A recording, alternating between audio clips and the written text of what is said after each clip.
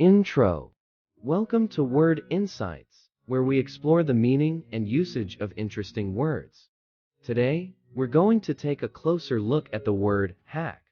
It's a versatile word with various meanings. Let's divine. Meaning. Hack is a word with multiple meanings and uses. 1. Verb computer sense. It can refer to gaining unauthorized access to computer systems or data, often with malicious intent. This is commonly known as hacking. 2. Verb general sense. It can mean to cut or chop something with rough or irregular strokes. 3. Noun general sense. A hack can refer to a rough or unskilled attempt at something. Pronunciation. Pronounce hack as HKH, rhyming with black. Use in a sentence. 1. Computer sense verb. He tried to hack into the company's computer network, but the firewall blocked his attempts. 2. General sense verb.